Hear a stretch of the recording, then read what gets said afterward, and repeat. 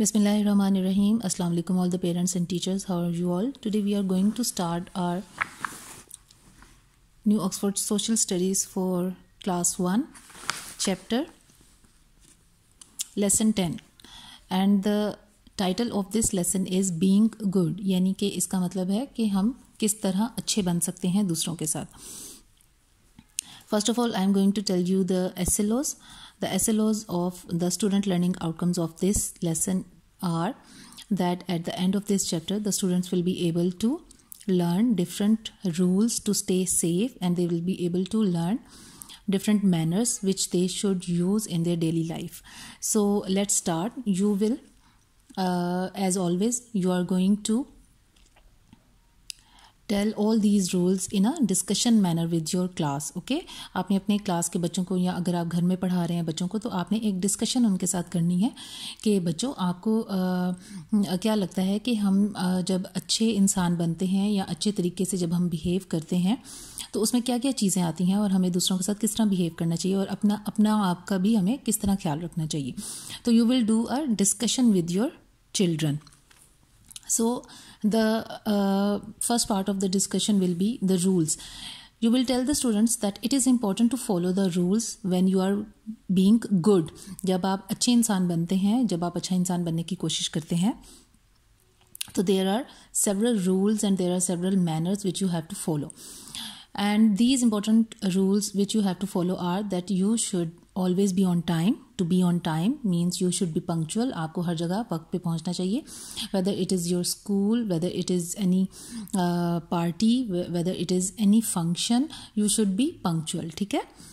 To show respect to everyone. This is a very common rule and this is a very common manner which all the people should, whether they are older, whether they are younger, जितने भी छोटे बड़े हैं उन सबको एक दूसरे की रिस्पेक्ट करनी चाहिए, एक दूसरे का अदब करना चाहिए.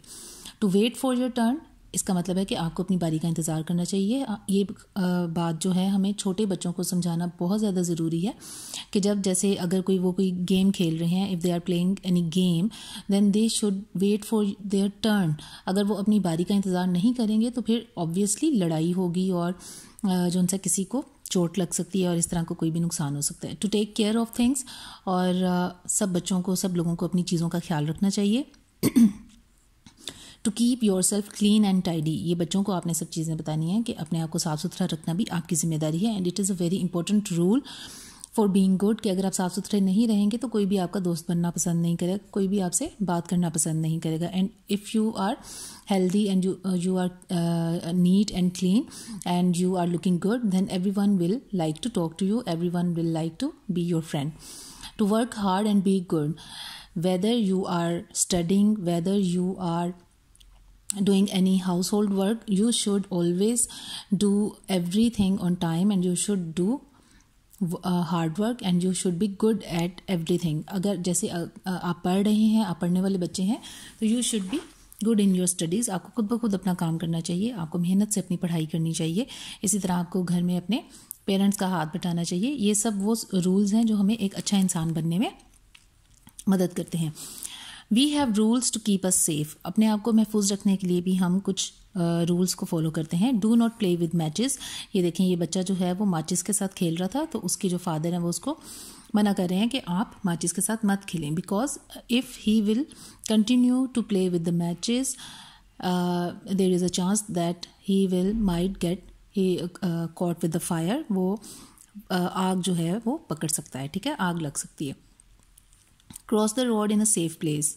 Now the signal is red and this boy is crossing the road from the zebra crossing. ठीक है, वो उसने पहले दाएं तरफ देखा, फिर बाएं तरफ, और फिर जब उसने देखा कि ट्रैफिक जो है वो स्टॉप है, ट्रैफिक रुकी हुई है, फिर वो अपनी जो रोड है उसको क्रॉस कर रहा है. ठीक है, so these are the things which you have to, all the teachers and parents, you have to discuss with the students. ठीक है, और उनसे आपने एक दफ़ा डिस्कस करके फिर बच्चों से आपने पूछना है ये सब कुछ. ओके, क्वेश्चन आंसर्स की सूरत में. Now here is a question, can you think of some other rules that keep us safe? You have to ask this question from the students कि can you think of some other rules that keep us safe? Yes, there are so many rules. For example, we should not fight with each other, we should not push each other, we should not jump from high places, we should not run very fast, and we should cross the road. These are all the things, and we should not play with sharp things, for example knives and scissors etc. ये सब वो चीज़ें हैं जो आपने as a teacher, as a parent बच्चों के साथ डिस्कशन करनी है कि ये वो सब रूल्स हैं जो यहाँ पे हमें बताए नहीं गए, लेकिन ये भी वो आम चीज़ें हैं जिनको हम घरों में फॉलो करते हैं, ठीक है. So this was the page 42. Now we are doing the next page of this lesson, and the next topic is manners. The next topic is about manners, and these are the we are going to learn about the common manners which all the children must have to follow. Okay, do you know when to use these words and sentences? ये भी आपने बच्चों के साथ discussion करनी है. This word is thank you. He is giving something to that boy. They are sharing something, and this boy is saying him thank you. This boy is saying thank you to this boy. Excuse me. ये बच्चा जो है ये इनसे बात करना चाह रहा है, और बात करने से पहले उनकी तवज्जो हासिल करने के लिए कह रहा है एक्सक्यूज़ मी.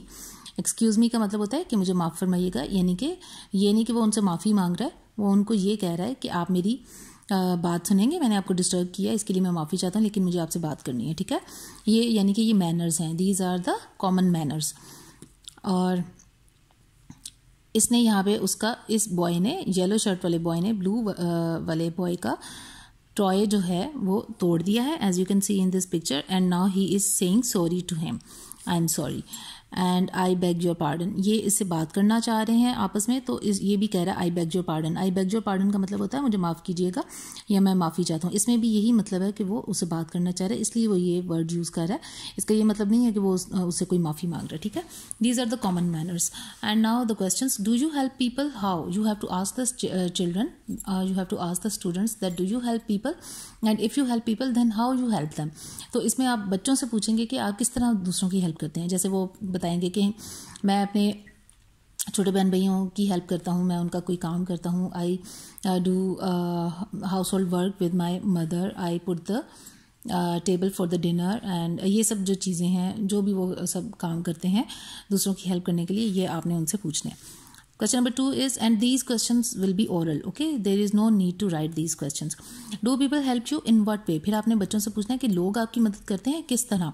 तो इसमें वो बता सकते हैं कि मेरे पेरेंट्स मेरी किस तरह हेल्प करते हैं, मेरे सिबलिंग्स मेरी किस तरह हेल्प करते हैं, मेरे फ्रेंड्स मेरी किस तरह हेल्प करते हैं, ठीक है, ये सब चीज़ें. Tell your friends how and when somebody helped you.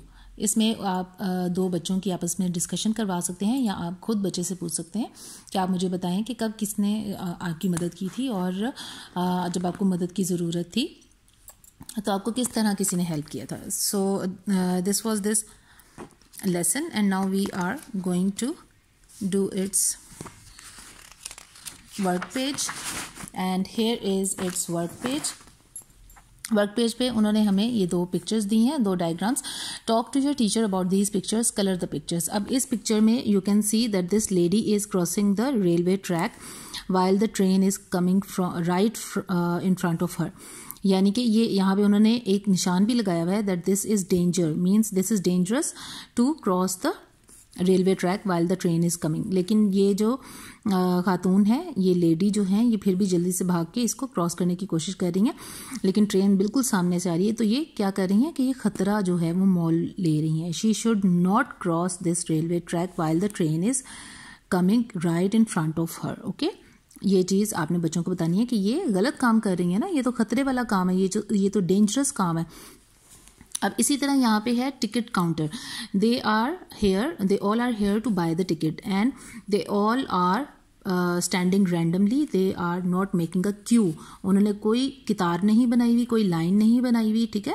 They are not making a queue, उन्होंने कोई क्यू नहीं बनाया हुआ, और इसलिए इन लोगों को कितनी देर लग रही है, ठीक है. अगर वो एक क्यू में खड़े होंगे तो बारी बारी सबकी बारी आ जाएगी और टाइम भी कम लगेगा.